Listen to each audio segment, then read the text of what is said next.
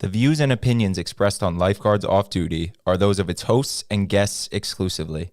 They do not represent any entity, organization, or municipality. Hello, everyone. I'm Dr. Michael Kachmar. I'm Tyler. And I'm Sean. And this is Lifeguards Off Duty with Dr. Michael Kachmar, the Jersey Shore #1 lifeguard-themed video podcast. Watch us on YouTube, Twitch, Twitter, and Facebook Live. Listen to us on Apple Podcasts, Spotify, or whatever streaming service you prefer. If you would like to contact us, send an email to drkachmar@icloud.com. Follow us on Instagram at lg.association. All right, let's get started. Let's start the show. Let's do it. She said they're gonna lock you up for killing me tonight. And then I bit her lip just a little bit harder. Well, I was so sure it wasn't real. But she's afraid of ghosts, now I'm sleeping in her room. So I'll give it a little intro. Hello, everyone. This is Dr. Michael Kachmar. Welcome to Lifeguards Off Duty. Today's date is, what's today's? April the 5th, year of our Lord, 2022. Thank you for tuning in. We're live right now on YouTube, Rumble, and Facebook, and we'll be posting this later on Spotify and Apple Podcast. We have Tyler here today. You want to say hello, Tyler? How's everyone doing? We have a remote guest today. Yeah. Yeah, his name is Ryan Sigsworth, and he is part of the Horry County Fire Rescue team in Conway, South Carolina, and he has a number of years experience lifeguarding up and down the East Coast, and a couple interesting places that I think our listeners are going to be interested in hearing about. But we'll bring him on now. Ryan, why don't you start off by telling us, who you are, where you're from, what you're all about generally. What do you do? All right, so my name is Ryan. I'm originally from Minnesota, so grew up in the Midwest, and when I was about 25, I got the opportunity to move out to the coast. Ended up moving down to South Carolina, got on with Ocean Rescue here in North Myrtle Beach, and transitioned into fire. Worked fire for a little bit, moved down to Florida. I worked Sarasota County Beach Patrol, and worked at Disney for a few years as a lifeguard, and kind of made my way back up to South Carolina, got back on with fire, and then I do part-time ocean rescue during the summers. That's awesome. So you're still involved with the ocean rescue, even though you've kind of moved on a little bit. How old were you when you moved over to the coast? 20, I want to say 26. I was, 26, somewhere in there. Okay, and then and you hadn't had any lifeguard experience before that? I lifeguarded at we had a huge indoor water park in Minneapolis, Minnesota, right by the Mall of America, and it was a year-round indoor water park, and that's kind of where I started out when I was like 19. That kind of transitioned me into going like EMS, EMT, and I think the last year I was in Minnesota, we had like record snowfall and bitter cold, and I had the opportunity to move. We threw a dart at a map, and where I live now, like they were hiring for firefighters, and they have a couple ocean rescues around here, a lot actually, ocean rescues in the area. And I was like, I can get in there and kind of move my way, get into fire eventually. So you just up and were like, I'm done with the cold. Yeah, pretty much. I always said like if Minnesota was on the coast, I probably would have stayed. But like I grew up going to Florida on vacation and going to California on vacation, and fell in love with the ocean and surfing and all the cool stuff I couldn't do in Minnesota. And so I wanted to get out where there's like salt water and I could do all that. I want to ask you a question, Ryan, because we have had lifeguards who worked in a pool initially, and then they went to transition to the beach. And we did some shows where we profiled these pool lifeguards. I think the pool lifeguards have a rough job. I think it's dangerous. It's stressful. and there's not a we have a lot of people float in the ocean, and I think we have a lot more time to get them. But when you worked in this big park, now you compare that to the beach.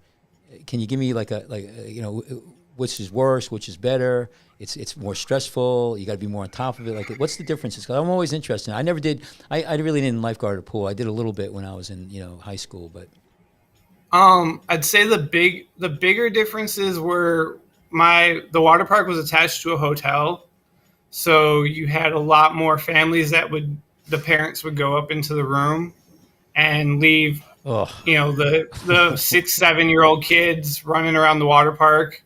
We had a wave pool, and a bunch of other things, and so you would have that happen, and then you also just had lost kids and all that. The beach is a lot different when it comes to, usually, not all the time, but usually parents don't just leave their kids walking around on the beach by themselves.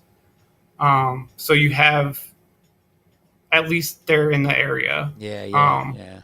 But I mean, my water park was so big that like in Minnesota in January, if there was an indoor water park and it was huge, we would be 3,000 people easy in the water park. Wow. And so like we'd have your rescues, and we'd have first aids, and we'd have medical stuff and all kinds of things. So that's kind of where I started cutting my teeth and like realizing I really liked like the medical EMS side of things. And the reason why I bring it up is because a lot of my colleagues, they never did the pool, so they the ocean, especially Jersey coast here, and they have this perception, pool lifeguard, like a little hotel pool with 3 people in there, and and it's like beat. But I've been to these places. I've been to Disney. I was just up in Mount Vernon here in New Jersey, and it's an outside pool. I mean, and the inside pool, and we've watched these lifeguards, and we did profiles where they were indicted, for manslaughter and negligence manslaughter, and so it's and you just told me 3,000 people. The amount of lifeguards. So it's a whole. That's our brothers. I mean, they're working. I'm just saying, you guys work your butt off in those places. It's dangerous. I can tell you, like, working at the water parks at Disney, in 1 hour I made like 30 rescues. Wow. And that was just like at one stand, like nonstop. Wow. And the Disney water parks were even bigger than the one that I worked at up in Minnesota. So it was just like there would be days where we would just be in and out of the water all day. Whereas when I come to the beach, like I might have 2 or 3 rescues during the day. Wow. And then maybe like they're more preventative, or I'm going out there and I'm getting someone who's in distress, where at the water parks they're actively drowning, as and they go down. What about the wave pool? I was, because you mentioned that. That's an amazing thing, and I've seen some pictures. So how dangerous is that thing? Which one? Yeah, so the one in Minnesota, the one in Minnesota was only, with the waves off, was only about 5 feet deep, but with the waves on was 6.5 feet deep. Really? Woo. Yeah. Wow. And so I didn't know the one in Minnesota and one of them at Disney, they allow tubes in the wave pool, and that gives you that false sense of, I'm not a strong swimmer, but I'm on a tube. You go out in the waves, tube flips over, all of a sudden the waves are on, and you can't swim or you can't touch, and there's rescue. Wow. And then the other one at Disney, which is at Typhoon Lagoon, was, when it was built, was one of the biggest wave pools in the world. Like I've surfed in that wave pool.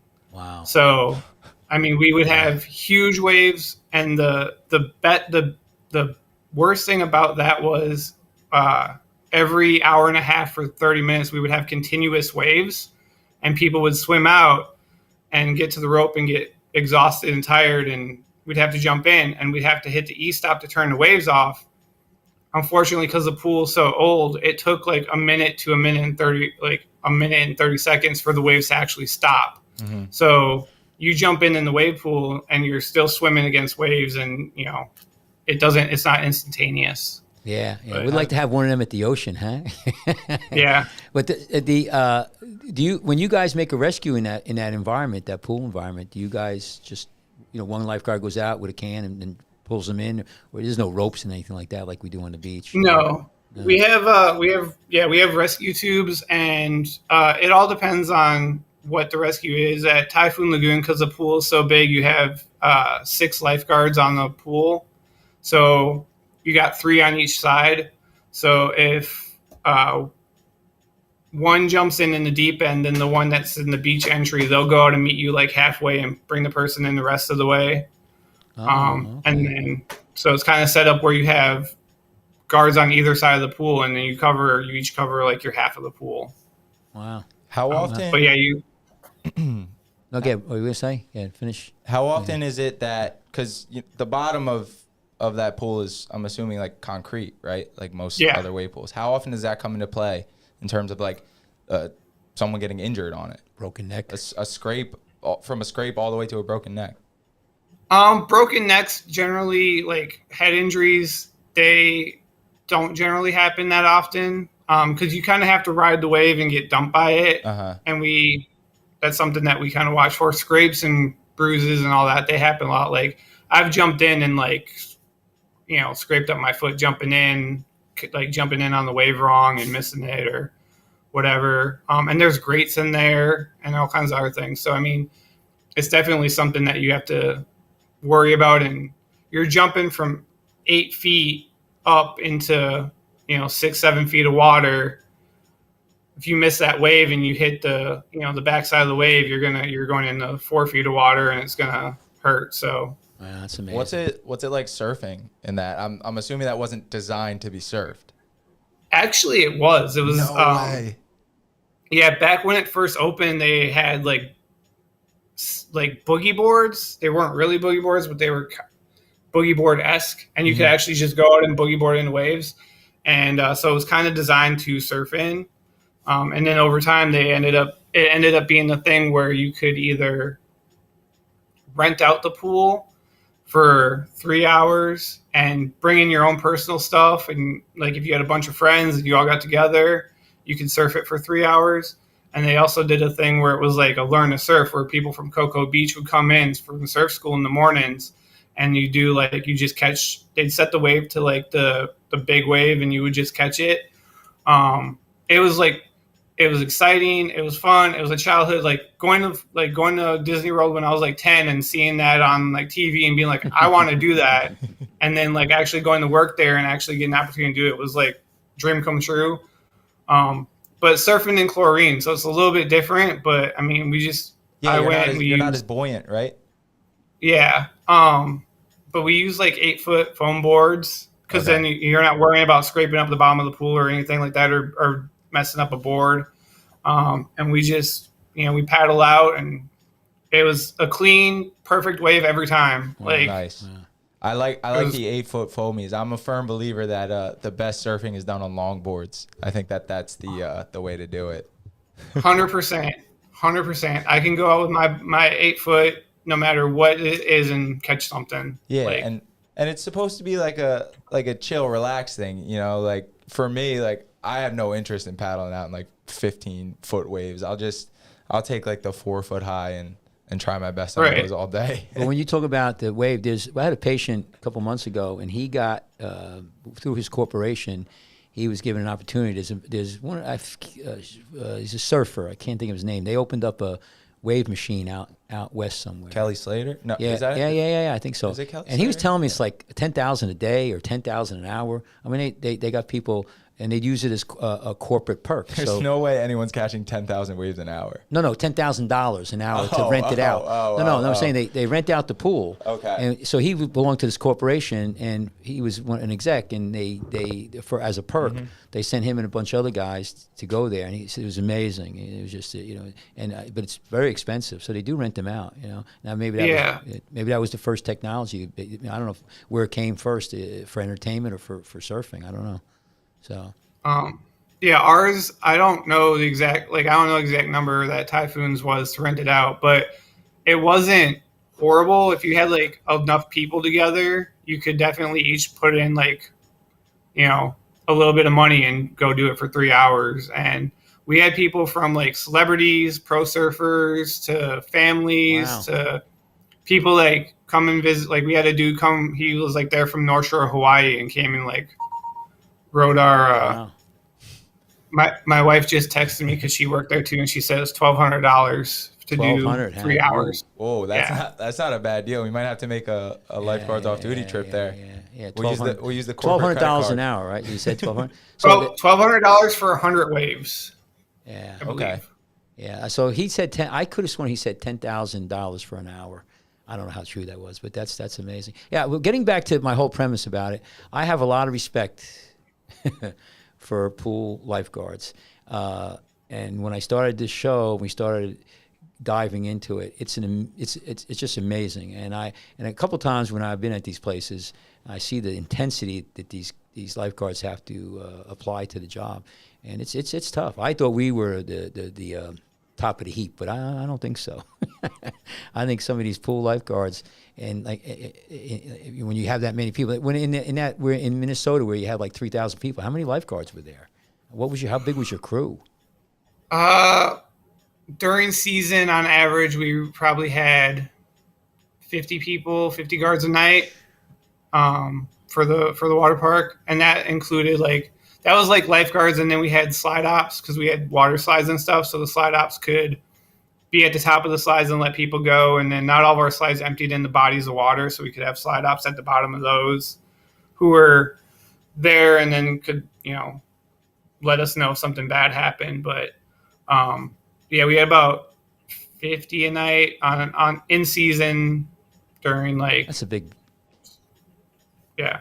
That's a big But, beach patrol. So did you have like sergeants and like the hierarchy? How did it work? Because this is all new to me. I'm very interested. I mean, is there like we have a captain? I'm a lieutenant. We have sergeants. A lot of beaches are structured. There's a hierarchy. How does it work in a situation like that? Everybody. So, for the water park for Minnesota, it was different than Disney. Minnesota was you had your slide attendants, and then you had your lifeguards. And then you had what we had was like guard captains, and that was like they were our kind of the eyes and ears of the head lifeguards while they were out there. So like if we expected if something happened that they would be there, they'd help us out, they know what to do. They were kind of second pair of eyes. Yeah, like a senior guard. And then we had the head lifeguards, and they were the kind of managers. They responded to any incidences. They did the scheduling. They made sure everybody got their breaks. They, went out there and checked on the lifeguards. And then we had like the actual like a manager and assistant manager and all that of the water park. And they ran like the day-to-day actual operations of the water park and all that. Disney was a little bit different. We had slide ups there too, and then we had shallow water lifeguards and deep water lifeguards. So shallow water lifeguards couldn't guard anything that was over 4 feet. So like they would guard the lazy river, some of the kiddie play areas, stuff like that. Deep water lifeguards guarded the wave pools, and then we had at Blizzard Beach. There's a thing called T-bar, which is like a zip line, and it's 8 feet deep. The entire pool is 8 feet deep. And the thing is in order to ride the zip line, you have to be under 5 feet tall. So everybody going down that zip line is under 5 feet, going into 8 feet of water, and swimming ability is questionable at best. Yeah, that seems like Wait. You just got you killing me here. Wait a minute. Wait. First of all, what's the difference between? I understand the difference between deep and shallow, but what's the different training? Like how do you differentiate? Why would you be different one and the other? Give me that one first. So shallow water training, basically you do the same amount of days as deep water, but you don't do any you don't get trained in any rescues. You don't get trained in backboarding or anything in deep water. And the requirement to become a shallow water lifeguard is easier than to become a deep water. The swim test is easier. So the swim test for shallow water guard, I believe, was 100-yard swim. And then they had to walk in up to like 5 feet, grab a brick and walk back. And then deep water was 300. And my wife will let me know if I'm wrong about this because she worked at the water parks with me. But it was a 300-yard swim, and then you had to dive down, get the brick off the bottom of the pool in 10 feet of water, and you had to do 2 minutes of treading with no hands. So that was like the main difference, and a lot of it came from at Disney. Like if you're a lifeguard at Disney, you get sent to wherever you get sent when you get hired. You can either get sent to a water park or like a resort pool. Most of the resort pools are shallow water, so they don't need deep water lifeguards, except for one resort pool. So it's kind of like we can get more people lifeguards and send them to resorts, and then the people who can pass the deep test, they can go to the water parks and be deep lifeguards there. Wow. So So I got another one for you. Now, you don't have to answer this because I don't want to get you in trouble. But I know in Disney, and I mean Florida, there's alligators or crocodiles. I don't know. Yes. So did they ever sneak in? Did you ever like come in and the wave pool? You put the thing on, you see an alligator. And are you guys trained to? Because I remember there was like, some tragedy there not too long ago. Like kids were walking from one area to the other near the hotel, and they got them. So I was just wondering if that was ever an issue. Ever heard any stories where one of them jumped into the wave pool or whatever? I don't know if they could handle the chlorine, but just a thought, We never got them in the water park. The water park's pretty well fenced off, so it kind of keeps them out of there. But we would like you'd see it. I would be driving through like Disney property, and there'd be a 12-foot alligator just walking across the road. I mean, they were there, and so. I've never heard of them being in the water park. We'd have there'd be other, you'd come in the morning and there'd be like a family of ducks just chilling in the wave pool. Yeah, that's right. I could just imagine though, one of those big alligators in a wave pool. Now I was just wondering, you'd think that they might, sneak in there, and that would be an issue. No. Yeah. What? Never in the water parks. So in the water park, can you remember any like really amazing rescue or something that stands out of all the rescues you did? Because you said you did a lot. I mean, are they all just kind of routine, or was there anything that was really amazing? There was a couple. There was one.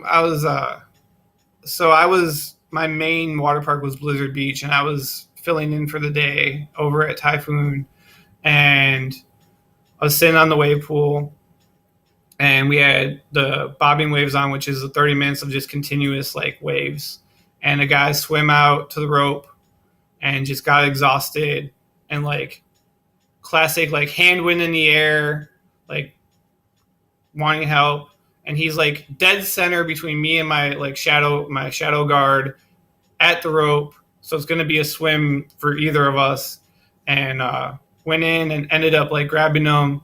And the worst part of that rescue was he was a bigger guy, and as I like got to him and I got the tube on him, his daughter like grabbed onto him. Oh no! So I was like towing both of them in, and I was like looking at the other lifeguards like I'm going to need some help, and everyone just like was like looking at me as I'm pulling them in. I'm like, okay, I'll just do it myself. And so I pulled them in, and then I heard her go like, is your heart like acting up again? I was like, don't do this. This is not this is not the time. So like we had coordinators, which were like supervisor lifeguards, and they kind of just roamed around the parks, and every time there's a rescue they show up, and they all knew me, and like I've been a lifeguard on the beach and I've been a firefighter, so like when I say, hey, this might be an issue, they're like, oh yeah, this might be an issue. And I like looked at one of them and I was like, meet me at the beach exit, like meet me at the beach place, because this might not end well. But that was one. Another one was just like I said, the day I was at T-Bar, where it was the pool with the 5 foot tall height limit and 8 feet deep, and it was like every kid that came down that zip line could not swim like the entire time, and it was just me. I think at one point, like the coordinator just stood at my stand because I was just jumping in nonstop, and I was there for like 45 minutes to an hour, and it was like every kid that came down, I had to jump in and go after. Oh man. Um, And and they then don't. another good one. Go ahead. No, go ahead. I'm sorry. Go ahead. Oh, and I was just gonna say another good one was that T-bar where the daughter came down came down the zip line, fell off, couldn't swim. As I jump in for her, mom jumps in. Mom also can't swim, so now I have a two-person like rescue, and I'm just like grabbing the mom and the kid and just like pushing them both towards the wall. Like, why would you? Okay, sure. Well, But, when you make these, when that first rescue with the daughter and the bigger guy, how far do you have to swim? Like, how far is the rope out? You know, it's like 25 yards, 50 yards. Give us a kind of a perspective. yeah, from our send it's probably 50 yards Oh, that's from okay. my stand to the rope, and then like I said, like I hit that wave pool's older, so as soon even when you hit the stop, like it takes a good minute for the waves to stop. So I jump in and I'm swimming against waves to this guy to come get him. So when you make a rescue, you hit the emergency stop on every time. yeah, And so the water park, it's every stand at the water park, whether it's a river or wave pool or whatever, has an e-stop. So you hit it, it sends a signal into the base, and an alarm goes off so they know who's going in. And you also blow a whistle, and the whistle, like that way, like they can call the coordinator to come and like get on scene in case it's something else happens, or to cover your water or whatever. wow, do you guys have radios? You guys like we on our beach? I mean, I don't know if you need them there. Do you have phones or radios, or you like communicate? No. The coordinators have radios so they can talk to each other and talk to base, and then each stand has like a landline telephone. So like I can call, the stand if I'm across the wave pool from someone and there's like some kid, where I'm like, hey, you might want to watch them. I can call them, or I can call base, or whatever. So, or if you're on the lazy river and you see like a kid kind of that might be lost or whatever, you can call the next stand down and be like, hey, there's a kid coming. You might want to watch for them and see if they're lost or whatever. That's old school, man. That's how we used to do it on our beach. Yeah. Well, I was at a hotel. Where was we? Took our granddaughter. I'm trying to remember now. I might have been in Florida. Anyway, I'm looking down. I'm on the phone talking to my office, and I'm looking down, and I see the lifeguard, and he's walking back and forth. It's like a lazy river kind of thing. There was other lifeguards, so they and he had the can. He maybe walked 10 feet back and forth, and I just kept on going. I'm like, and I don't know how you could keep that intensity. I mean, he's just watching the kids go by, and I have a lot of respect for pool lifeguards. That's my point. I really do. And what these things you tell me, and then you throw in this wave machine, and oh my God! And the indoor. I just went to one in Mount Vernon. So there's an indoor pool, and then they have a little like kind of doorway, and then you go outside. And it was like 20 degrees out. This was about a month ago, and all these people were out there, and everybody's drinking and running around. Oh my God! It didn't look like a good scenario. But so, well, I tell you, I give you a lot of credit. That sounds like you had some wild experiences. Oh yeah, it was Did fun. you, so I noticed in your resume the mention of a rescue boat at Disney. Yeah. So yeah, explain that to us. Okay, so Disney has their lakes that some of them are man-made, some of them were there when the parks were built, and there's I guess specialty group, and it's called Advanced Aquatic Rescue. And so in order to get on it, you have to be with the company for. At the time I got on it, you had to be with the company for at least 6 months, and you had to be a deep water lifeguard. And then you had to go through another class where you trained to do rescues. And what it was we had 15-foot Boston whalers, and I think we had 7 or 8 of them at the time. And then all of them had 110 horsepower Mercury engines, and then we had the Pony, which was the coordinator's boat, which was to respond to calls, like if we were out on the lake. His had 125 horsepower. That's a big engine. So we could get those things. Yeah, we could on a good day we could get those things to like 37 miles an hour if we wanted to. So basically, what it was you were no longer allowed to swim in the lakes at Disney, but Seven Seas Lagoon is the lake that's in front of Magic Kingdom. So when you park your car and you take the ferry and you go across that lake, that Seven Seas Lagoon, and then that connects to Bay Lake, and Bay Lake was was there when Walt Disney bought the property, and all the resorts on those two lakes rent out pontoons and little miniature speedboats with like 9.9 horsepower engines. And then you have the ferries and you have the transport boats and all of that stuff in the lakes. So the job of lake patrol is basically you go out there, you have your boat with lights and sirens, rescue tube, backboard. I had fins, mask and snorkel. Hopefully some good music. Yeah, well, sure. I didn't have my phone on me, and we had a Pelican case with medical stuff, and we all had our own AED. So we would go out there, and our main job was to make sure like the boats that people were renting weren't interfering with the transportation boats or the ferries. And then our like secondary kind of duty to that was like if there was an accident or someone got in the water, or someone was in distress, we would respond and actually make rescues. And then third was if there was a medical emergency on any of the transportation boats, we were usually the first responders. So like if someone's on the ferry going from the parking to Magic Kingdom and something happens on the ferry, we would meet the ferry and get on, and we could provide medical care until the fire department EMS arrived. So, I mean, it was a specialty job. At the time, there was only 12 full-time spots on it, and not a whole lot of people, even within Disney, kind of knew it existed. It was like a little hidden gem, and a lot of the people that were there, like once they got on, that's what they did. They did that. Yeah. Did your ocean experience contribute to you getting that position? Yeah. Every year they would ask during the summer when we were busier, they would ask like the water parks to be like, hey, if you're interested, you can come do a summer, like for the summer train with us or whatever.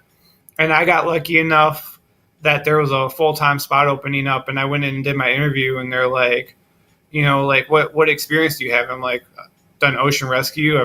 I've done EMS. I've done all this other stuff, and they're like, okay. And like before I even got back to the water park from the interview, they had already called and like said, we want them here. Nice. So, it definitely, I would say it definitely 100% helped. And just swimming in open water in Florida in a lake, like there's not a lot of people that are like willing to just do that. Cause we would do stuff where we had like trainings where like if someone was submerged, our job was to do free dives to try to find them. So you say people used to be able to swim in those lakes. Yeah. Are there any like gator stories from back then? Not from back then. It wasn't so much like gators that kind of closed people off from the lakes.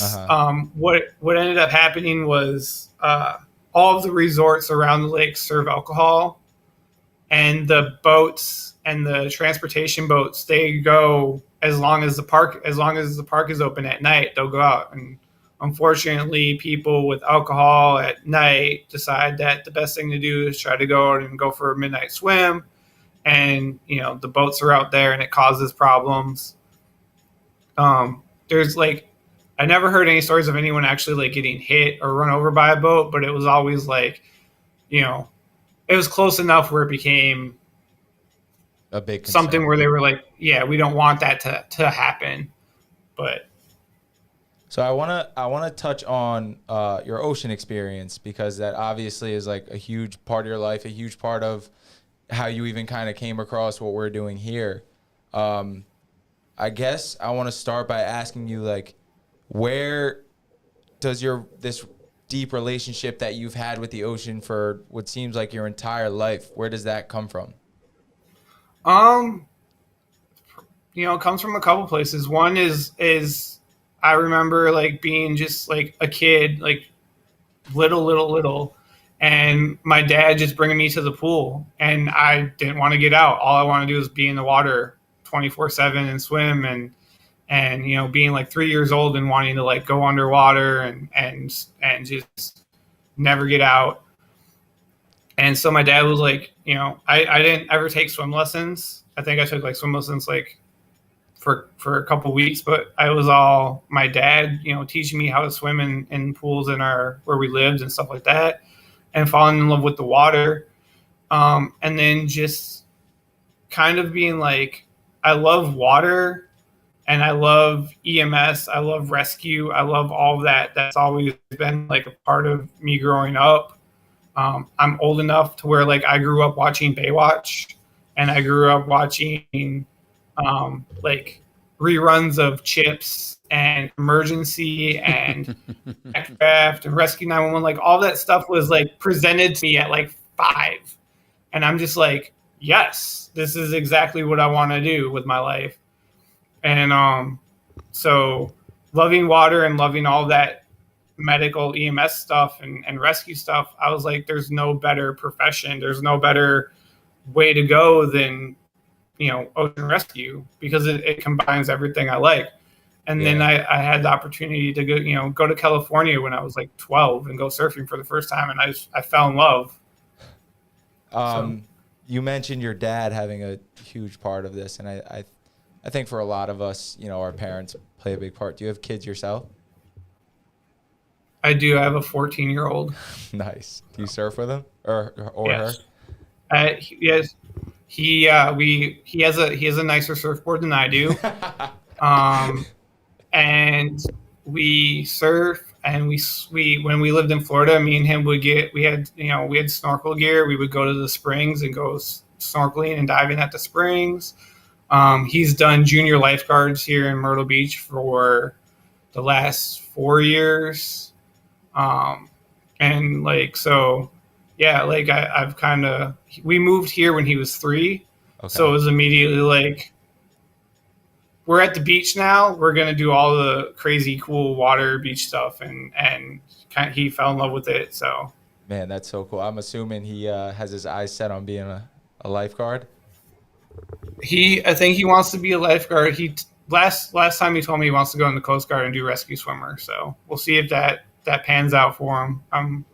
We've got a few guys that talk about that on our beach too. You know. Well, we had one guy on our beach. His name was Fogarty. He was a rescue swimmer. Oh, he was a badass. Yeah. Yeah, he retired, and then he.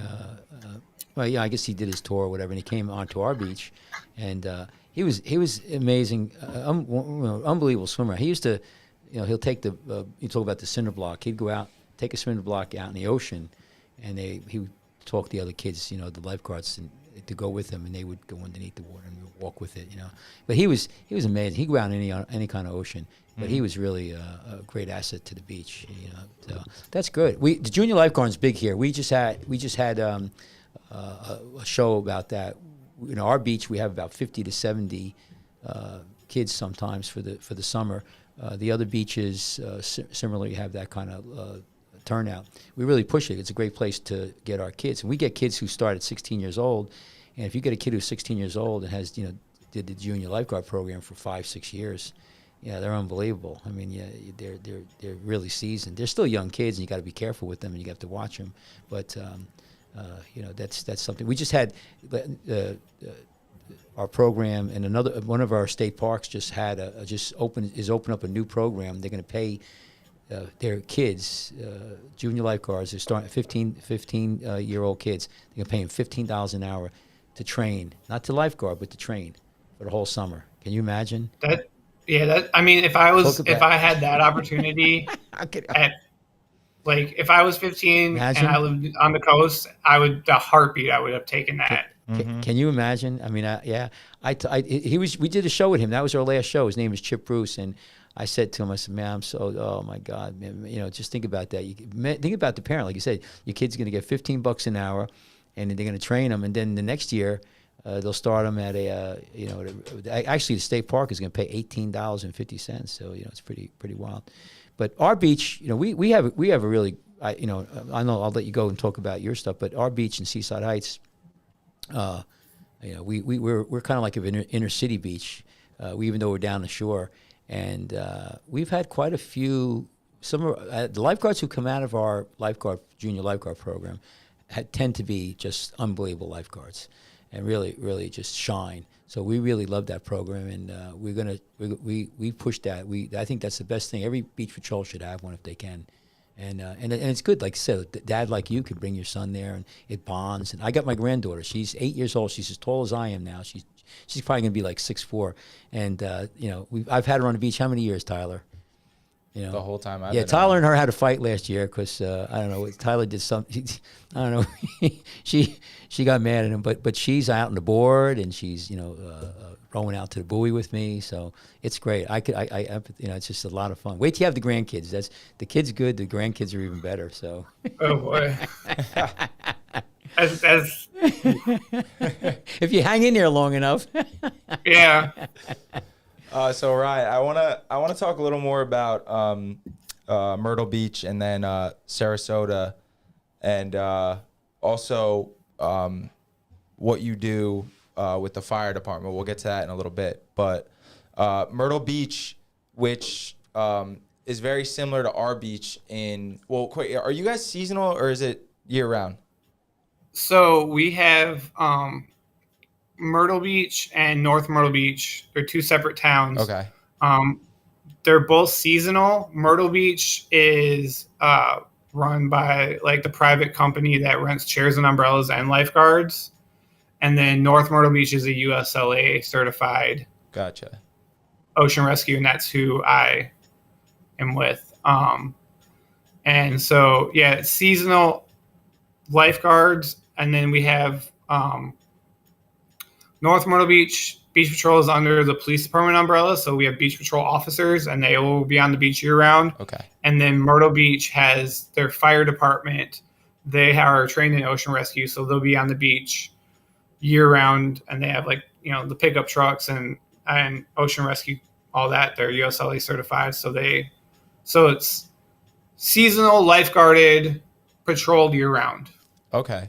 Now, what I wanted to point out is, and kind of ask you about, is our beach, like Kashmar just said, is very tourist oriented. I've been to Myrtle Beach. I've never been to North Myrtle Beach. Is it safe to say that it's a similar situation down there? Oh yeah. Yeah. They're right next to each other. It's just as touristy, and it's, they're super tour. Like that's our main. If you don't work in like public safety, education, or anything else, you're working in tourism, in the tourism industry. Yeah. It's just our main beach, thing. our beach, just to fill you in, it's on a weekend, or every day, it's day trippers. We have a huge day trip crowd, probably on a good weekend 8,000 to 10,000 people. So, but it fills up and then they all leave. So yeah, again, you want to ask him? So when you worked in Sarasota, is that a more kind of local situation? No. There were your locals there. I was lucky enough. I worked on every beach in Sarasota County. There's 6. But I was lucky enough to spend most of my time on Siesta Key, which is like the usually number one beach in the country. So it was, there were locals there, but that was 95%. Where if you came to Sarasota to go to the beach, you went to Siesta Key. If you went down in Sarasota and you were at like the North Jetty Beach or Venice Beach, that was more laid back, chilled, smaller local area. But like Siesta Key and Lido Beach, which are on the northern end of the county, those were the tourist hotspots. So where do you prefer being? Oh, Siesta Key, 100%. So Ryan, let me ask you about the In the action, right? Yeah, Yeah. that's the Gulf. So is the same kind of again, my naivety, but I've been down there, but I don't remember. Is the ocean same kind of runs and as the East Coast? I mean, it's the Gulf, but how do you have the same kind of like sandbars and runs and holes, or is it a little bit different? Yeah, I mean, we have the sandbars. The main differences were generally, like, you could go 2-3 days without having any good swell or waves coming in off the Gulf Coast. So you could have flat water, but the the appearance of flat water is like super deceiving because you want to swim out further because it's flat and there's nothing really like scaring you from going out far. So we would have people that would swim out far and they were I mean, I visited Sarasota. I visited Siesta Key Beach on vacation from Minnesota, so I can say this with 100% like anonymity. Like 100%, the person from Nebraska who's never seen the ocean before is going to go in and see that the water's flat, it's crystal clear, it's 92 degrees. You've never seen the ocean. You're going to go in. It's beautiful, feels great. And you're going to swim out, and then you're going to swim out and you're going to get tired. Mm-hmm. You're going to get exhausted. If you're out of shape, you're older. I mean, you have your medical conditions that come into play and all that stuff. So it was less like rip current rescues, unless we had a storm coming in or some good surf coming in, we would have rip currents. It was a lot more of like just people underestimating that they were swimming in a huge body of water and thinking that it was a big pool. Yeah, that kind of sucks because like at no point until they're at the point where they're exhausted can you really step in and say like, hey, you're in a bad spot, or hey, like you got to move. All you can really tell them is like try to come in. Right. Like we had areas where on Siesta Key, especially, like we had buoys out and we were like, don't go past the buoys. And every people, especially at low tide where the buoys are super close, like people will go out and want to go past the buoys. But our buoys ended at our last tower, and if you're 100 yards over there and you're not in my area, you can swim out, and I'm still responding to you, mm-hmm. but you're not in my sight 100% of the time. So like I look over and there's 3 people like 300 yards offshore, and I'm just like, I have to go down there and get them. So that's interesting. In North Myrtle Beach, which is on the East Coast, so the water is moving a lot more. I think I got to be honest, I don't know if it's North or South Carolina, but during like the 1800s, the early days of the U.S. Life-Saving Service, they called that the graveyard of the Atlantic. Right.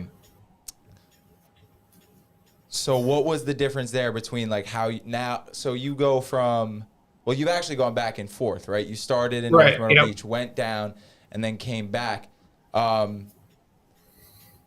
Was it like preferable after having worked, on the Gulf where you're not actually working the water as much, to come back to a situation where you were like, there were things to see, there was places to move? You kind of get the question I'm asking? Yeah. I mean, for me, it was, they both have their advantages and their disadvantages. Like Sarasota County Beach Patrol is year round. Mm-hmm. So it's, I don't want to say like more professional, but it's more attuned to fire and EMS in that way, because you work year round and you're trained. I mean, most of us that work there were EMTs, and you have that little bit of like, we're needed year round, we're here year round, that's why we're here. But working on the Gulf, like, there was a lot of times where it would be a flat day and nothing would happen. But at Siesta Key Beach, with the amount of people that you get, it's not always going to be in the water. I mean, mm-hmm. We'd have medicals and we'd have all kinds of stuff happen.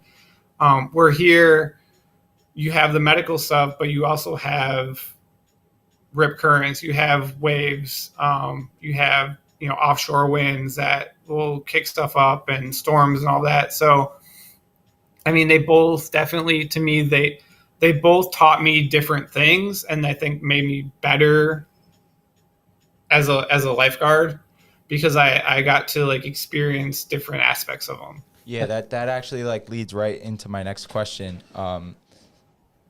Because I noticed, so when I originally was like researching your resume, I looked up Conway, the town of Conway's fire department, and I noticed that they have kind of a mutual aid situation going on. And then I went back to your resume. I was like, ah, shit, I'm looking up the wrong one. You work for Horry County, but then luckily you guys are also involved in that mutual aid. And that's something that we've been discussing a lot on this show recently. You might have picked up on when we speak to these captains of these fire department water rescue teams. So, you know, in what ways, because like you just said, you've seen so many different operations from, you know, Disney to the pool back in Minnesota, Sarasota County, you know, North Myrtle Beach, something that's actually involved in this mutual aid, I guess, area of coverage, we can call it. How did that prepare you? And you know, how does kind of that operation work on top of that? So right now, like the county fire doesn't. We have a dive team and we have a marine rescue, but that's more of a fire base. Like we have boats and stuff that we launch, but it's less of a rescue type of thing. It's more of, you know, if there's a boat on fire in the waterway, because not only do we have the ocean, but we have the intercoastal waterway that cuts right through us, and then we have a river that's right there. So boat accidents and stuff like that, where the county is more geared towards that type of stuff. And then like Myrtle Beach Fire in the last few years, because their city sits right on the beach, and they have their own fire department. They have the ocean rescue group where they're lifeguard or they're firefighters that get trained in ocean rescue and jet ski operations and all of that stuff. So they're more responsive to swimmers in distress off the beach and all of that. So it's very, the different departments cover different areas. And the county has areas where we cover beach areas, but most of the beach areas are covered by city. North Myrtle Beach, and then there's like a gap between North Myrtle and Myrtle Beach, and that's county area. And then there's Myrtle Beach, and then there's Surfside Beach, and then Myrtle's Inlet, and all those towns along the beach have their own their own fire departments. So they kind of address that. Okay. And then we're more of like the dive rescue and the fireboat and the swift water stuff. Can you think of a time where you've been involved in a situation where you've had to respond to a boat that was on fire? I've never responded to a boat on fire. I don't work at that station. Okay. But I mean, yeah, it's definitely happened. They had a boat fire not that long ago. But you know, we have this huge boat that like can pump out just crazy amounts of water, and it definitely happens enough for us to have a boat to respond to that. So what is it exactly? Is it that you do personally within the fire department? So right now within the county fire department, I'm a firefighter EMT, like full time. Okay. So I work every third shift. And my station right now is down on the southern end of the county. And I mean, I do the firefighter stuff when I'm there. And then when on my off days is when I get to go do water rescue stuff. That's just kind of the way it's set up right now. So when you do because we had one of the, was it Spring Lake or Seagull? I think it was Spring Lake. He was a captain of the... Jack Gramlich. Yeah, he was captain of the fire department. Was a former lifeguard, and they all got together. So he's and he's a police officer too. So they do an after hours thing. I guess every beach is different. So you guys are, you know, fire department, but some towns the fire department runs the beach and vice versa, or the police. In our area here, we work from 9 to 6, and then when we leave. Seaside Heights has a fire department, fire rescue, and they'll take over for night. And so I guess this is similar in your beach. And so you're a fireman primarily, and then off hours, if you're not working, you'll do water rescue. So the beach Yeah. patrol. So that's another entity within the fire department. So because that's what he No. had. You had the fire department, you're a regular fireman, and then you have the opportunity to then sub-specialize in water rescue. No, the beach patrol I work for is through the city of North Myrtle, so it's a completely different department. So like I work for the county, and we have stations in the cities and out in the county and other areas, and then the cities have their own fire department and their own police department, and so like the beach patrol is a completely different entity. Okay. Yeah. Okay. But the way we work it is North Myrtle is under the beach patrol, and North Myrtle is under police umbrella. So there are like we fall under the police, and the police officers are trained ocean lifeguards. Oh, really? So the police. So the Yeah. police go in. So the police. Okay. Yeah. So our beach patrol officers are trained ocean lifeguards.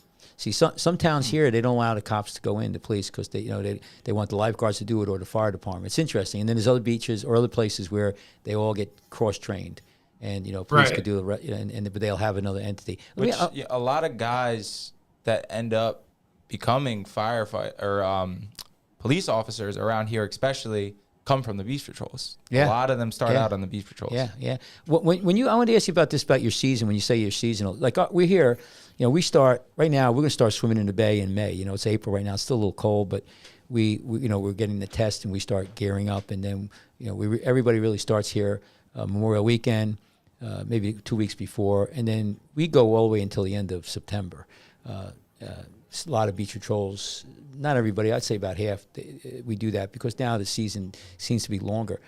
People are lingering on more. It used to be a hard stop at Labor Day. What about down there? Because you got a longer summer or shorter winter. So when you say seasonal, what is actually where they have the lifeguards? Is it still Memorial to Labor Day, or is it really expanded? It's very dependent on the weather. Last year we started mid-March. This year, I wish we could start that early, man. Oh man, that's what I wanted. Yeah, so you guys started midway. I go ahead. Oh wow. Yeah, this year they started April 1st, and with that, right now they just have they have like 6 roving lifeguards on ATVs. It's busy enough where we have the people on the beach, and the water's still in like the upper 50s, low 60s. So not as many swimmers. Mm-hmm. But we have roving guards on the beach, and then it'll start to ramp up in mid-April and beginning of May. We'll start to get like more sitting towers, and then we go through, generally depending on the weather and the season. I think last year we went through mid-October probably. Wow. I know one year they went through like until Halloween. Wow. So it all just depends. I mean, because we have hurricane season, so it 100% depends on what the weather's doing, if it's warm enough, if we have the crowds for it. And with everything going on now, like we're expecting... me and my wife went and walked on the beach a couple days ago, and it was like, it was insane, the amount of people that were already out on the beach. Yeah, Because I live in Seaside Heights, so like it's the same thing. Like one day the town will be completely dead, and then the next day you walk up to the boardwalk and it's like swamped. It's like the people just like apparated out of nowhere. But our water is still like in the 50s. So when does it get to around 65? Like when would it be that way in? If we have a good spring, by the end of April, we'll be upper 60s, 70s. That's nice. It all depends how like March and April are. But by summer we're in the mid 70s. So Ryan, let me ask you this: we have a lot of young kids here. Our beach trolls, and we go again from Memorial to Labor Day, and if we couldn't hire 16 and 17-year-old kids, we would have a hard time filling the roster. But it sounds like your beaches, if it's more fire and police. So what's your average age? I mean, is it more older individuals who are professional, or is it you got a lot of you still have a lot of kids, or like how's the mix of your beach? It's I mean, we hire, so North Myrtle hires at 16. So you can do junior lifeguards up through 15, and the idea of the junior lifeguards is, that's the local population, that's the local kids that are going to come in and work for the summer when they turn 16. So they hire at 16. But I'd say generally the the the most of our guards are college kids. So we have Coastal Carolina University in Conway, which is in the county, and it's a pretty good university, and that's where a lot of the people that come from the beach, like they'll go to school during the fall, winter, and then during the summer they'll want to stay and they'll get a job as a lifeguard and work on a beach in the summer and stay in town. And so I think that's the majority of where our crew comes from.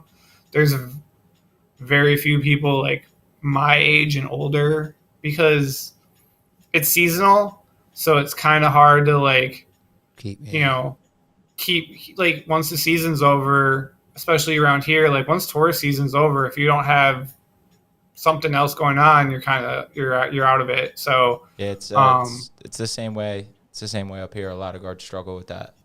Yeah. So I mean, so it's a lot of. I mean, we've had people that retired and were like, "Hey, I want to do a cool part-time job," and they come in, they pass the test, and that's what they do. That's their gig. And but like I'm kind of that middle of like. Pretty much everyone's younger than me, and there's a few people that are older than me. So yeah. Did you guys down there hear about the tragedies that we had up here? The two lifeguards who died when they were working. Did it get down to you guys? Yes, I heard about it. The one was a lightning strike on sand on the stand, and the other one, if I'm not mistaken, was on the boat. Right? Yeah, he flipped the boat. The lightning strike because there was a lot of crazy rumors getting thrown around. As far as I've been told, I believe he was off the stand standing next to like a shelter or something along those lines. And then the boat incident was the obviously a boat incident. The lightning thing, in my opinion, was a freak accident. I mean, I've been around here, and people get hit. But I wanted to make a point. I want to talk about that thing specifically, and also the boat. But both the kids, one was I think he was 18, and the other one was 16. And so there's a discussion about how young lifeguards should be on the stand. But what I was going to ask you, not necessarily your beach, but all the beaches. When like right now, we when we have lightning, we have our methods to understand and predict when it's going to happen. We have our paid apps and everything. We watch everything. So we don't have too much problems predicting it. But what we do is we clear the water, and then, we've had a lot of times where the lifeguards are on the beach and we move everybody off the beach. Get 8,000 to 10,000 people could take quite a long time. There's a lot of thought now where we get to clear the water and the lifeguards get off, and then maybe the police come down and they deal with everything. Or we're going to be in sealed trucks and drive up and down. What's the protocols down in the beaches that you've worked for? I mean, you don't have to say specifically what the policies are, but how when lightning's coming, is it get the people out of the water and then forget about the beach, or just lifeguards take cover? Like how do you guys do that? What's the protocol down there? Yeah, it's pretty similar. So generally, what we do is here, one of the beach patrol officers, they'll make the call. For what they want to do. If lightning's coming close, we'll clear the water and we'll get everybody off the beach. And then you get the lifeguards. The lifeguard, we have most of our beaches is backed by hotels and resorts. So, the lifeguards then kind of just get somewhere where they can get in safe and get out of the weather. And we just clear the beach. And then the beach patrol officers, because they're in pickup trucks, they'll kind of just patrol the beach during the storm and make sure, nothing's going on or anything. And then that was pretty similar to how it was in Sarasota. We had closed towers. So on some of the beaches, the towers were grounded, so you could Yeah, just you sit in stay the there. tower.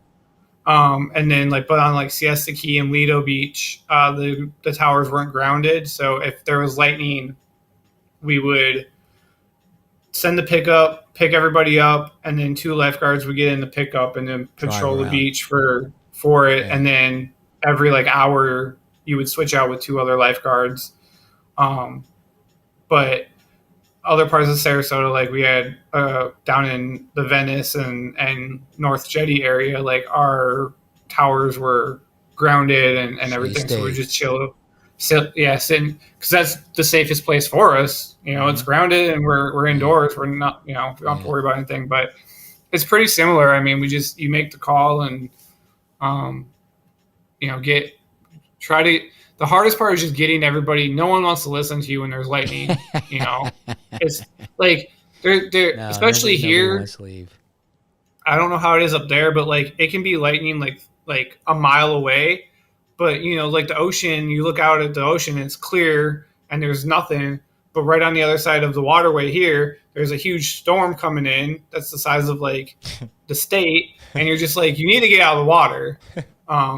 Yeah. But people are like, and so at a certain point it becomes, okay, I did everything I could to get these people out. It's now, beach patrols in their trucks. Well, the reason why I mentioned it because we used to prioritize the people, getting the people off, and now I think there's going to be a shift to prioritize the lifeguards, getting them off the beach. Number one, get the water cleared. And as far as the boat, you guys have boats on your beaches down there? No, we don't have that down here. That's not a thing. You guys we don't got have, jet skis? like That's like a pretty we have- exclusively like New Jersey thing. Is the that's surf a boats. northeast.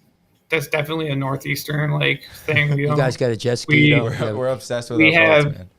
Yeah, we have jet skis, and we have rescue boards, and that's about it.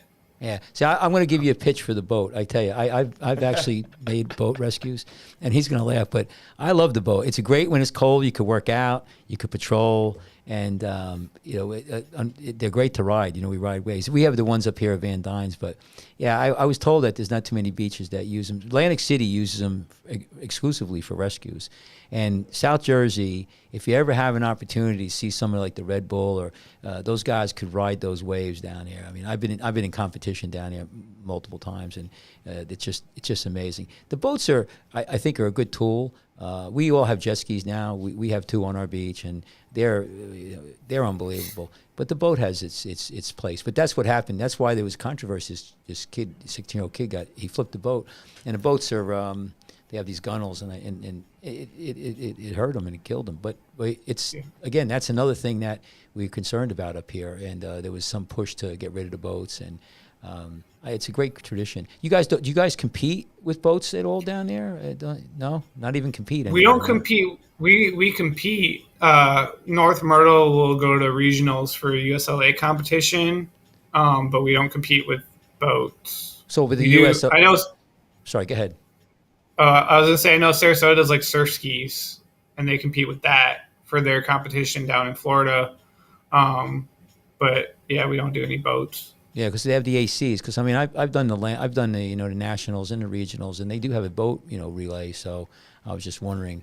I haven't done it for many years, so I don't even know. But the ACs or the shock dories or other boats, but yeah. So you don't have to worry about the boat injuries. But the jet ski could be dangerous. I mean, you guys got to, I mean, I've seen, we've had some not injuries, but we've had some close calls when we were launching that jet ski. When there's a big shore break, when the wave, it's just bang coming in, and you could really. I don't know what our jet ski weighs. 600-700 pounds. It's heavy. It's heavy. We got a big It's one. heavy. We got 2 big ones, and they with the sled, and we try to launch Yeah. it so they could be unwieldy. I've been on the sled of a jet ski during a tropical storm with like probably 6 to 8 foot surf, and the guy driving it misjudged the wave and gunned it at the wrong time, and we went off the wave and we hit the water and we both just fell off the jet ski Yeah. and like went into the water, and so it's definitely like another piece of equipment that you gotta train and know how to use. No, you got to be careful because I blew out my knee once. You go up and again with a big ocean, you go left and right. You go left and right, and then you get your time. You time it, but you come down on that thing. I blew out my knee. One of my friends he wasn't paralyzed, but he fractured his vertebrae coming down. Yeah, and you could really get hurt. And also, I've seen, not in our beach, but I've seen people. They practice, so you send the lifeguards out and they start jerking around. Usually it's in the morning when everybody else is training. So you have other lifeguards swimming out to the buoy. And, if you got lifeguard Johnny who's, a little reckless, you get hit by a jet ski, you crack somebody's skull, it's all over. So you have to be really careful. I mean, that's the kind of stuff because you can't see sometimes. But I tell you, it made a big difference. We had a I remember many, many years ago, we were in the first beach patrols to get a jet ski. We got one from, somebody's old jet ski. It was just, it was nothing. We didn't know sled or anything, and we were done at the beach was done, and the captain and I were the last ones out, and we got a call that there was somebody way out in the shipping lanes. They couldn't get in, and so I started swimming. And we went down. And I started, I took the rope out, and the time I don't know how many yards she was out there, and just before I got to her, the captain came with the jet ski, and he scooped her up and took her away. And I sat there and I said, "That's the future of lifeguarding." So, that was probably 25 years ago. Was that one of those ones that you just stand up on? That was what we had initially, yeah.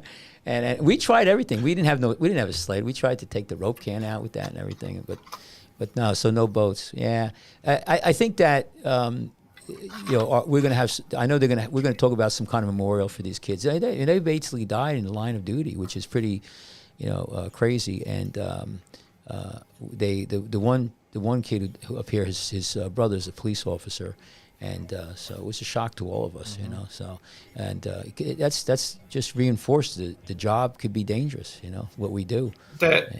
Right around the same time, I think a little bit before that happened, because I follow all the lifeguard agencies up there and all over.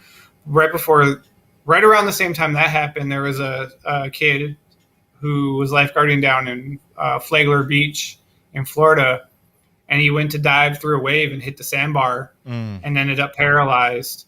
And that happened, and then I saw the stuff happen in Jersey, up there. About 3 years ago, I had similar. It was a kid he wasn't working, but he was a lifeguard in Ocean Grove, and he dove in the water and broke his neck. Yeah, a young kid. Yeah, it's it happens. Scary, man. We've all scraped our face on the sandbar trying to go through a wave. Right. It's it just happened like that. But we used to take. There's many days I took the boat out. We have a northeast storm. We take the boat out to ride waves, and we still. I don't do it anymore. I'll be a trauma center if I take a boat out and I flip it. I'll probably break every bone in my body. I don't think I'm that flexible. All you gotta do is just get bumped off the back of the wave. I'm done. And you'll break your tailbone. Yeah, I'll break something. but we used to go out in anything and everything. And but it's funny though. I did make boat rescues because back in the day. We didn't have a jet ski, and then there'd be multiple rescues, and we get the loose can out, and then we get the rope out and pull you in. But if there was so many other rescues, you couldn't get to that person fast enough. The lifeguard would have the person; they'd float out in a shipping lane. The end of the run. Some of these runs could be 300 yards out. Mm-hmm. So once we get everything settled, we launch the boat and go after them. And you put them in the boat and bring them in. And we also back in the day, our beach had rafts, rubber rafts. I don't know if you've ever seen them, but back, I guess in the 70s and 80s, there was these square rubber rafts. They blow them up, and they used to sell them on the beach or rent them out on the beach. And so there'd be hundreds and hundreds of them.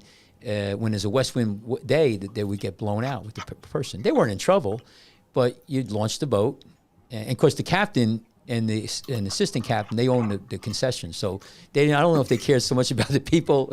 They're like, make sure to get the right raft. You had to get the person in there and get the raft in there and bring them all in. So that's what they say. That's why on our beach, you're not allowed to have anything blow up other than that kind of raft because they wanted to corner that market. So yeah. Well, now we got boogie boards and everything else. So yeah. Yeah, so you on your beach, what's the temperature? So on the Gulf, I was in the Gulf. I remember it was 90 degrees. I mean, that's not even. I was in Gulf Shores, Alabama. Gulf Shore, I think that's where I was, and place called the Pink Pony. And anyway, the water was, you couldn't even, it was so hot. It wasn't even refreshing. So I think the hottest I ever got the water temperature when I was there was 94, 95 degrees. That's like a Christ. And that was middle of summer, middle of July. So Sarasota was really nice because during the summer we worked 10-hour shifts and you were off for 3 days.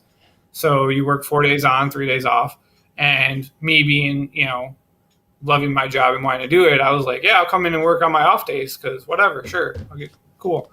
But every morning we would have an hour built into our day from 9 to 10 where it was mandatory like workout. Now what we did as a workout, that was like whatever. Some people would do something, some people would do rescue training, whatever. But whenever I was at Siesta Key, there was a wall, and it was down and back to the wall was about a 3K. So I would run down and back to the wall, and then I would get to the first tower, and I would go in and swim out to the buoys and swim down to the last tower and come in. That was my workout. And I remember doing it like one morning, and I ran down and I ran back, and I went to go into the water, and I was like, I'm going to cool off and just have a nice chill swim. And I got in the water, and I dove under the water, and I immediately just like got out because I was like, I'm going to puke. Like it is like a hot tub. There's nothing I can't worse swim in hot water. than when you've just like sprinted down the beach in the hot sun and you go to dive into the water to get some relief and it just makes you feel worse. No. Yeah. And it's Florida in July, so I leave my house in the morning, I'm already drenched in sweat. Like there's no like sitting in a tower all day, especially on days where we had no wind. So you'd sit in a tower. There's no wind, and you're like, most of the time, like here, if it's hot and there's no wind, the water temperature is like 72, 73, 74. I can go in and cool off. There, like you go in and you're just like, this is miserable. Like I don't. Ugh. So the fact that the job was year round wasn't enough to keep you around for that long down there. Yeah. No, I worked there for the summer, and they only had so many spots year round. So I gotcha. Yeah.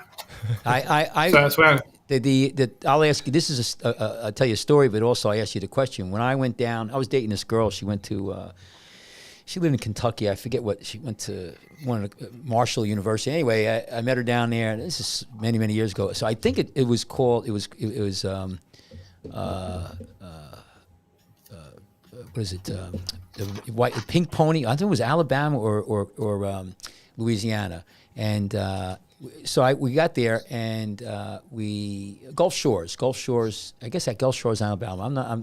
Anyway, it was hot, and there was a buoy out there. So I started doing working out because I swam in college. I'm swimming out to the buoy back and forth. Nobody said anything, and I guess it was in the summertime. I'm pretty sure.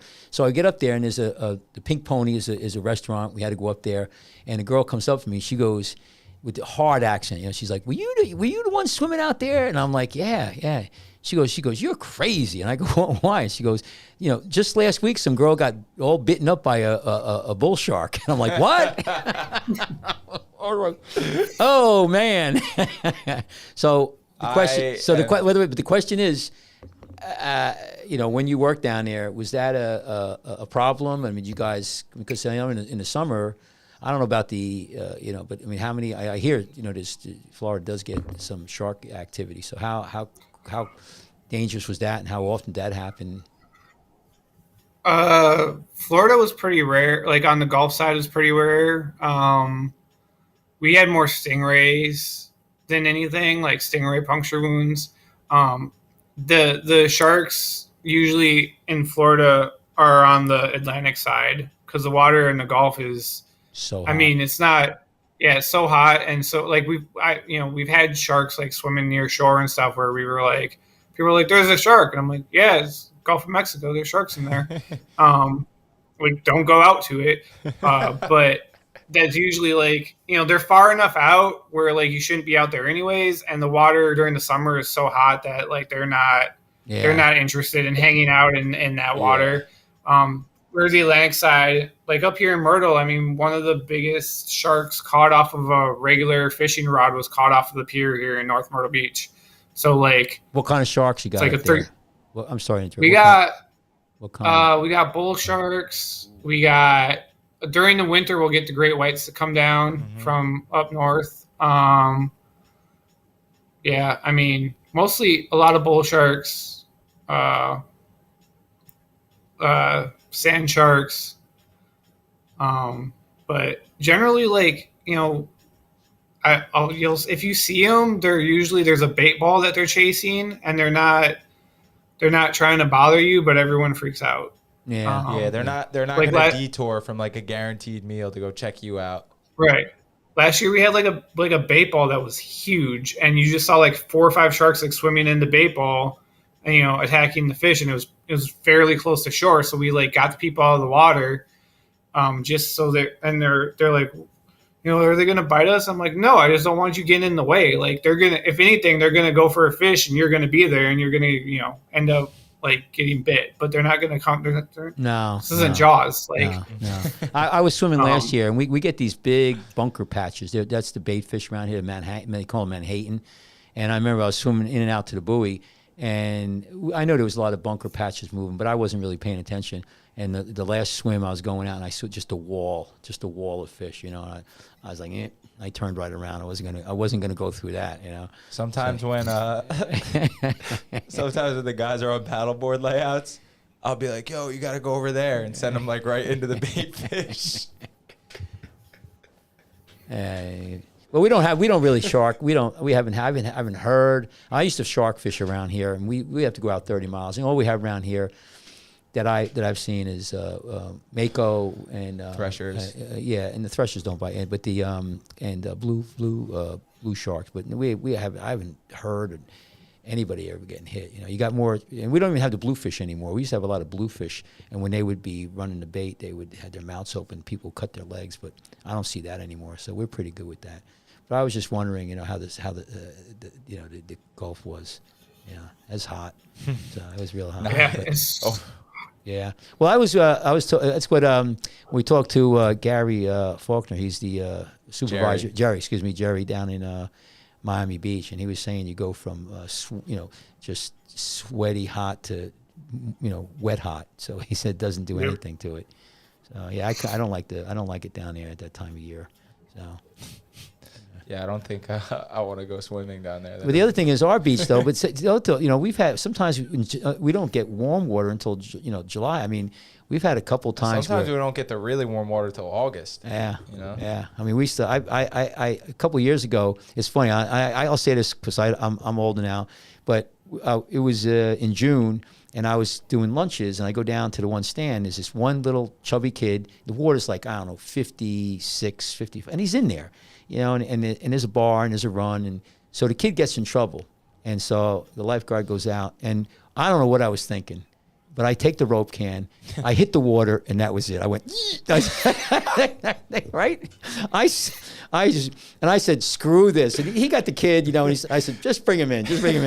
And I came out of the water, and everybody's clapping like, And I went up to headquarters, like, what were you thinking? Why'd you even go in the water? I'm like, yeah, I know. It was so cold. I can't go in the water anymore. It has to be at least 62. It's funny, if it's 61, I just can't handle it. I mean, I don't want, if I have to make a rescue, I will, but I didn't have to, do that one. But it's funny. Imagine you up on the lifeguard stand, like, someone's drowning. What's the water temp? Well, 61? now, but you see me, in the beginning of the summer, you you see me, I'll wear a vest now or a little shorty, but 62, that's my cutoff. If it's over 62, I can handle it, but oh my God. But we have times where, and these people, they're drunk, they're out there, and I'm like, how do they handle it? How many times you sit on the stand and you go, how do they do that? I mean, you'll right? You'll have people come to, because it's like they're like Myrtle Beach. It's a tourist destination, so people will come in the first week of June, and that's their week at the beach for the year. So they're going in the water, and they will stand in 50-degree water for 4 hours straight, and it is the most bizarre thing. Because they seem unaffected by it. They're happy playing at the beach. It's crazy. So on your beach, it's a tourist beach. So what's your craziest rescue, or like, do you get a lot of drunks? Because our beach, you're not allowed to drink, but there's a million bars on our boardwalk. I mean, and people still sneak it in. So we don't have it as bad anymore. But back in the day, when we didn't control the booze, biggest rescues I had were, people who were drunk. So how's on your beach? Is allowed in drinking, and like how many? And then one story. I got to hear one story from the beach. I got several stories from the Good, beach. good. So as far as drinking goes, it's pretty much the same. We don't allow bottles and we don't allow alcohol. But obviously there's the family out there with the cooler and I got 300 people in my water. I'm not gonna go. No. I'm not gonna go patrol everybody. That's kind of where beach patrol comes in. Like if they can ticket and fine people for having glass and stuff on the beach. So I will go up generally if I see someone, especially if they're starting to get to that point, and I'll just go up and be like, listen, I can't do anything, but that beach patrol truck drives by, you can get a $500 fine or a $100 fine for every bottle that's in your cooler. Yeah. I'm pretty sure you have like a 24 pack in there. That's a lot of dollars. You might want to take it off the beach. I'm just saying. And they're like, oh yeah, and like kind of like put it to them that way. So I'm not having to argue with someone, but we have, one of our, we have literally a bar where we have a rip right in front of the bar, and the bar has a patio right on the beach, and it's just like, that's how it is, It's just that's a conveyor belt of drunken victims. Do you have any? We have a lot of problem with people who don't speak English. Is that an issue with you, or not so much? Not so much. Myrtle Beach is weird because like before I moved here from Minnesota, this was never a place I would have visited. Because it's just one, it's hard from like the Midwest. It's hard to get here. There's even now that I've been down here, like there's no direct flights. So I really would have to want to come here to get here when I could just get on a plane and go to Florida, or I could get on a plane and go to, Savannah. But so a lot of our people that come here come from the North, New York, New Jersey, Massachusetts.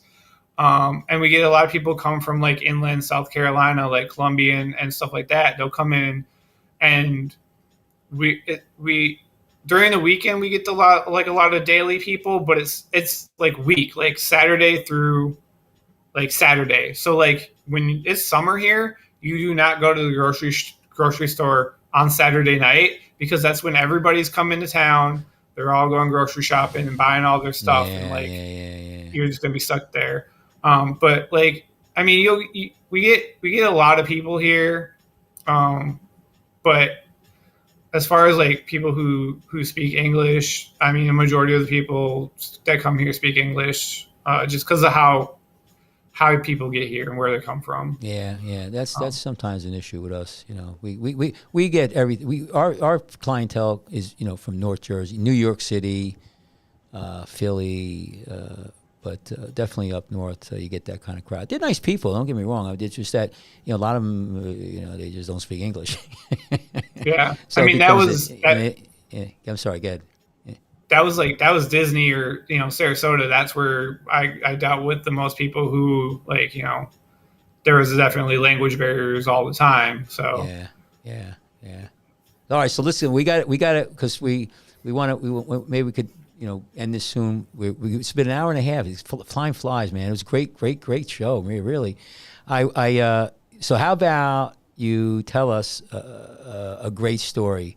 One of your beach rescues, something that's really, because we love stories, So we want to hear one. If you could share it with us, we'd really be happy with that. So this one was last summer, and so it's kind of the more recent one, and it's a happy ending one. So we'll go with that one. But we have after where I worked last summer, we got off the beach at 5, and from 5 to 7 during peak season, we have a crew of 2 lifeguards, 2 to 4 lifeguards, depending on how big area that they're covering, cover the beach and just kind of patrol up and down, because the sun's still out, it's still warm, no one's going inside. So it was the first night of the season that we did that. That we started it. It was like a Friday night, and it was the first night of the season. And I was like, sure, I'll stay on. I'll do it tonight. It stormed all day, like off and on. So we had like cloudy rain, we had lightning, thunder, and we had storm like pushing in from the water. So storm had just passed, like at the end of the day, started to like clear up. The water was like still super rough. And everybody was kind of coming back out now that the storm had passed. And so we're on our side-by-side ATV, and we're cruising around and checking out everything. And we get to a point, and we're driving, and we look out, and like I see something bobbing like 200 yards out, and I'm just like, is that a bird or is that like a person? And the current at that moment, the north to south current was pulling so hard that like I ended up probably like 200 yards south of where I went in when I came out of the water. And so I just like see this thing bobbing. I'm like, ah. And then like you start seeing people like pointing, and they're like pointing out, and I'm like, oh no. And this lady's at least 250 yards out, like 4 or 5 foot swells, just like there's no like sets or anything. It's just a storm swell coming in and just horrible. And so I call it in, and I'm like, yo, I'm going in, go out and swim out to her. And I get out to her, and I get her the rescue can, and I'm like, okay, like grab on. Like I just swim out here like as hard as fast as I could, and we're just getting towed along the surf. I'm like, you need to grab a, and she starts fighting me and doesn't want to take my rescue can. And she's fully clothed in like a sweater and jeans and shoes. And I'm like, what is going on?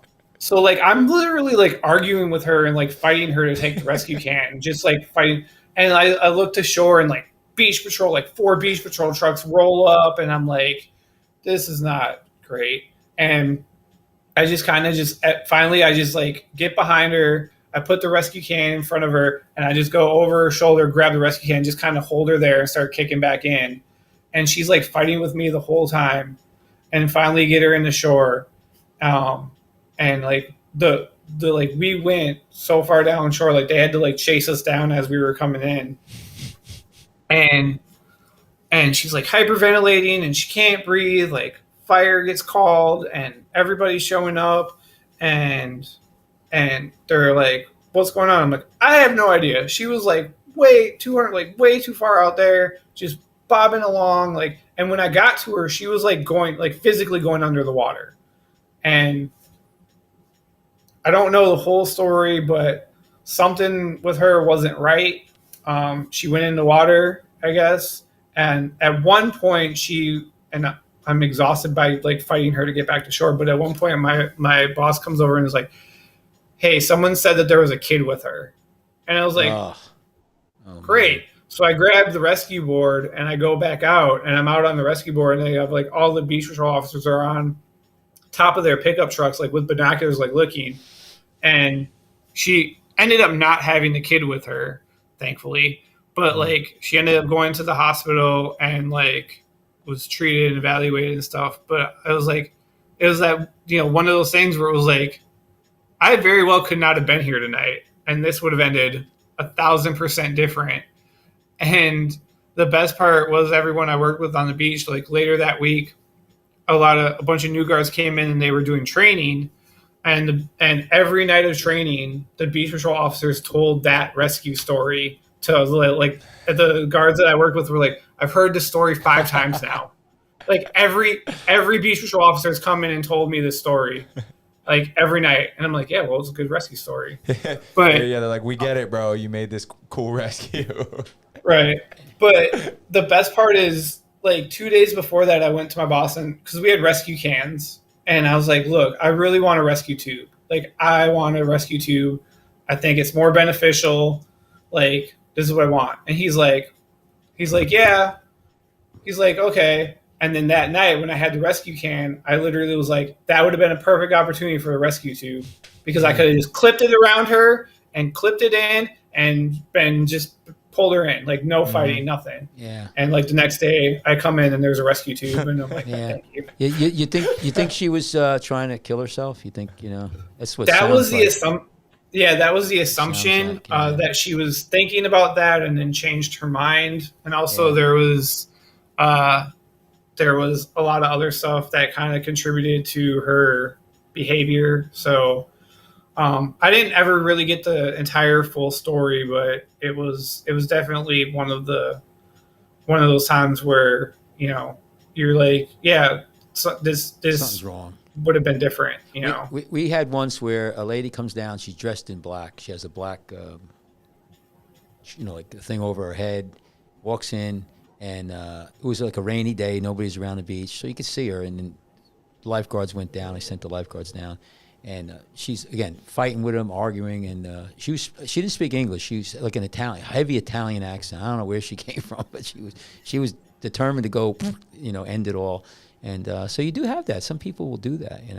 That's a good thing you were there. And then, but we've had how many times? I mean, I've had people where they weren't clothed but they were drunk, and they fight with you. You try to get them on a can, especially when they get the big fat bellies, and you try to push the can down, and they push the can up like this. They're climbing the can. You're drowning in the back, and I try not to make too many rescues anymore. I let these knuckleheads go in because I'm supposed to be a supervisor, but every once in a while I go in. It's always a pain in the ass. They're drunk. They fight you, and it's amazing when people fight you. I mean, they're drowning too. It's not like they weren't drowning. I mean, this one guy, he was, Vamamoose yelling at me, and I get to him, and then he doesn't want to hold the can. Vamamoose. What do you say? Come here, hurry up. What's the word? How do you say hurry up? Vamonos. Yeah. So that's one. I work in a kitchen, so I know. Yeah, we get all kinds here. They say, "What's up, way? What's that? ¿Qué pasa, way?" Yeah, we get people come down. They wear the clothes, because we got different religious, sects here. So, and we don't even say anything. Actually they're pretty good. They don't go out too far. But we get people, have the whole outfit on, and so we get a mixed crowd. And then actually we're getting more and more, and we could go on and on. But what I'm seeing more and more now is, and it's sad because in this country, I don't know.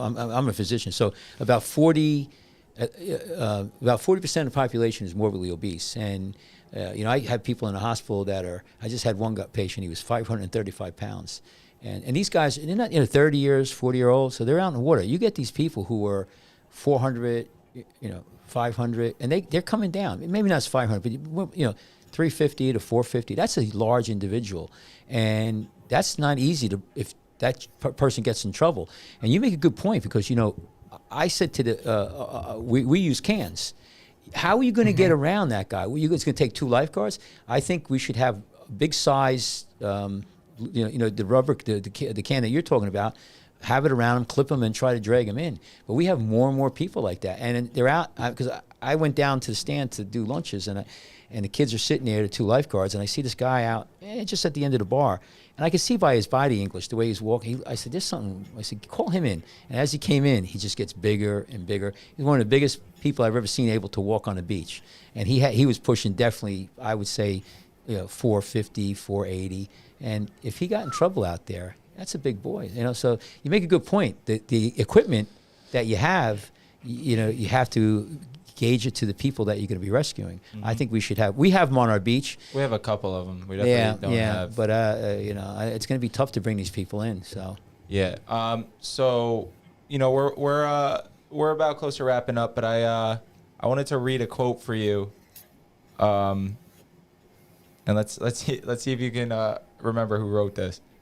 I've spent 12 hours at home in the last 4 days between 12-hour shifts doing ocean rescue and a 24-hour shift at the fire station. I am exhausted, but I feel extremely lucky to be able to be exhausted doing something I love and I'm passionate about. Did I write that? You did. That's from your Facebook. So, as a closing question, this one's a two-parter. What is your favorite part about the work you do, and what motivates you and inspires you to keep doing it even when you're exhausted like that after back-to-back 12-hour shifts? My favorite part is honestly, like, I can say, like, no hyperbole, like, I get to do the thing that I wanted to do since I was a kid. Like, I grew up and I get to work my dream job, from being an ocean lifeguard to doing firefighting to even doing like lake patrol, like at Disney. I saw that when I went on vacation there, and I was like, I want to do that someday.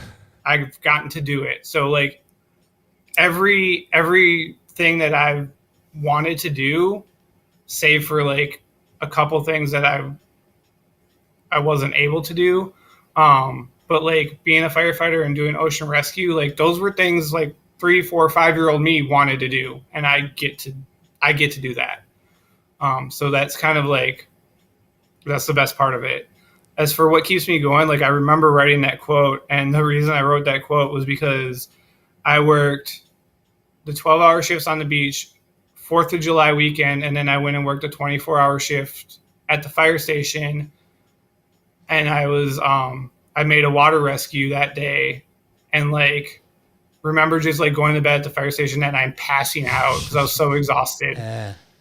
But like every day that those 12-hour shifts and that 24, like I did something, and I made rescues and I helped people, and like that's the motivation. Like I was so exhausted, but I was so happy that I got to be exhausted doing that rather than being exhausted doing something where I just dreaded going in every day, and I was just exhausted because I was exhausted. So And, I mean how good that those are my is, that's the thing. motivations. Yeah. And then my son, like he's, I love the fact that he's into the stuff that I'm in, and I love the fact that we can go to the beach and go surfing, and that he's in the like junior lifeguards and all of that. Like I want to make sure that like he sees me doing something I'm passionate about and putting in the work to get where I want to be. I'm 36 now, so like swimming that 500 in under 10 minutes is getting a little bit harder every year and stuff. But like I still go to the pool and I still swim and I'm still working out, and not only that, but like my full-time job, I'm a firefighter, so I owe it to myself, I owe it to my son, and I owe it to the guys I'm on shift with that I'm in the best possible shape of my life to make sure that like if something goes down, I'm not the one that's, failing. So I want to come home every day to him, and I want to, come home every day to my wife, and that's my motivation. Yeah, man. I love what you just said about when it comes to like keeping your level of fitness high, because that's something I tell myself if I'm like deep in a run and I'm just hating every second of it. I just keep repeating to myself, like, this isn't for you. This isn't for you. This is for the people that can't swim.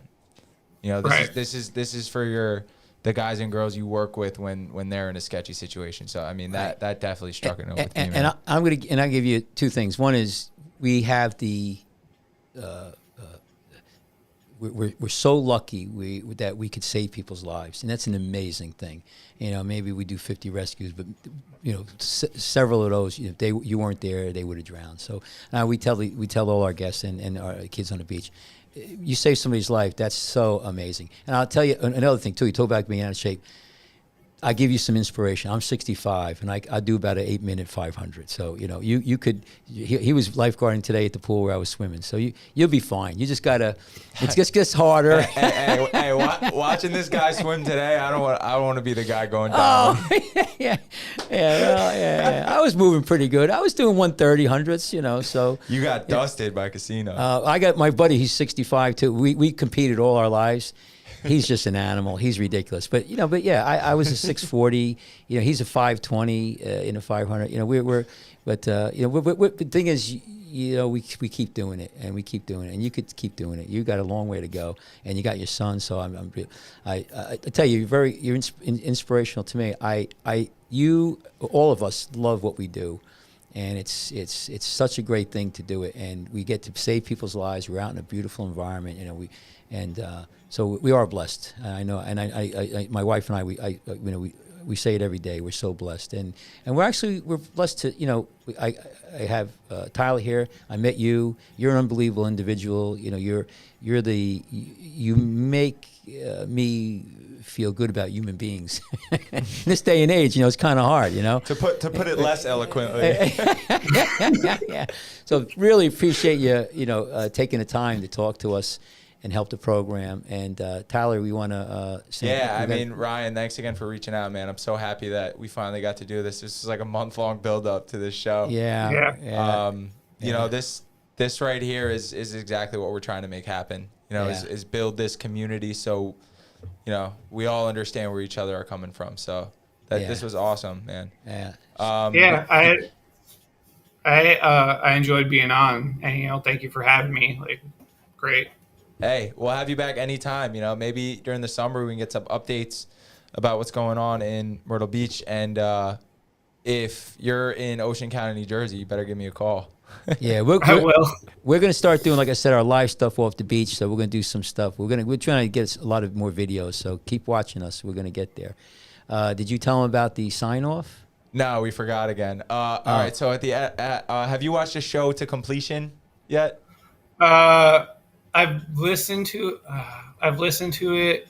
I don't know if I watched it. Well, on our beach, we have a speaker We're system. so bad at this part. So we what we'll do is sometimes I'll do it, or the captain will say, these beaches are officially closing for today. All swimming activity is to end. Lifeguards are leaving the beach, and blah blah blah. And at the end we say, stay out, stay alive. Stay out, stay alive. So we would appreciate if you could say that to us, or say real quick before he says that. Catchmark, put the camera on me real quick. All of the information you need to know to find us, to listen to us, to follow us, and to contact us is on this red bar at the bottom, and it has been the whole show. So check us out. Take us out, Ryan. All right, Ryan. All right. Stay out and stay alive. Stay out, stay alive. Good. Well, thank you, Ryan. We're gonna end the show, and we'll be talking to you. Take care. We got to send him some stickers too. Oh yeah, okay. Well, I'll text you. Yeah, we'll get you some stuff. Right. When we get the shirts, we'll get you some of that. Hell Thank yeah. you very much, All right. man. Good Take night, care. everybody. Thank you Good for night. having me. Appreciate it. Great. Don't do